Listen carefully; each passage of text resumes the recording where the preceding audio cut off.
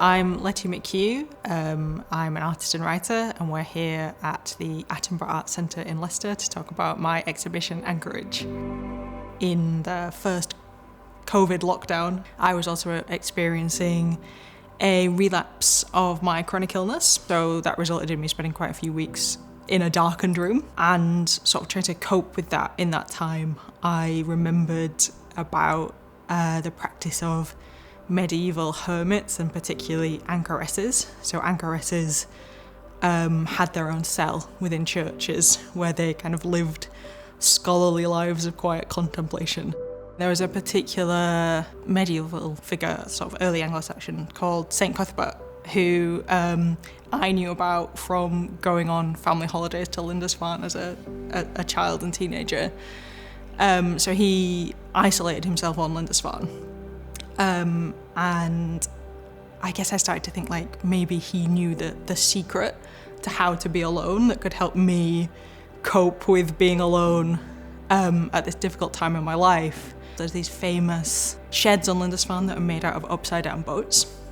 So I started imagining myself living in one of those boats and dedicating myself to art the way that Cuthbert had dedicated himself to religion. So the anchorage itself is constructed using calico. I suppose I worked in textiles because traditionally I'm a textile artist. I've done a lot of research in the past about textiles as a sort of feminist medium because it's the way that women have been able to express themselves throughout all of history. And calico is also a really interesting fabric because it's had this history of being used to make life rafts, being used to make life jackets, and actually like coffin shrouds and things. Also, I liked the colour palette of it being kind of quite pale and quite calm. And the text that's on the side is just sort of, again, just excerpts from my journals and sort of things that I've said to myself in sort of when I'm trying to self-soothe, I suppose. And then the idea is that you can see inside into what is sort of a representation of a perfect space to work, or a perfect space, I guess in some ways, to be chronically ill, but also you can never actually go in because of course in real life there is no perfect space. And then there's 6 short films called Watches for an Ordinary Day, which kind of take the idea of watch times from the original books of hours. And the idea is that they're the kind of missives that I would be making if I was inside that anchorage and kind of sending out into the world. The original anchoresses had this really weird role where they were in their cells to be alone, but they were also really connected with the community. So they kind of had a window that they could pass things in and out of. So these were kind of reaching out for connection, and that's what I quite like about them being available online as well.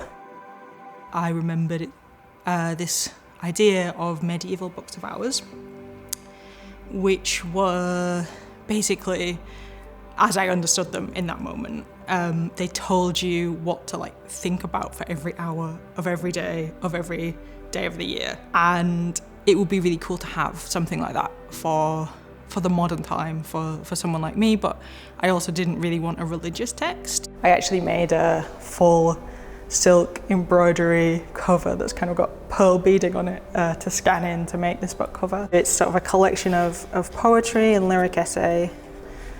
So the images in the book are things that I've saved, or things from my studio at home that I think are ways of preserving joy, so like saving a stone from a family holiday. So I really hope that when people come to see the exhibition and maybe take the time to read the book, watch some of the films, what you're going to experience is maybe permission to have a moment of quiet contemplation, because I think the project is essentially about connection, and me making the work is one side of the connection, but you experiencing it. One of the central themes of the project is how we can find solace within ourselves in difficult times. So what I hope the project does is just kind of give the viewer the opportunity to reflect on what brings them solace, maybe.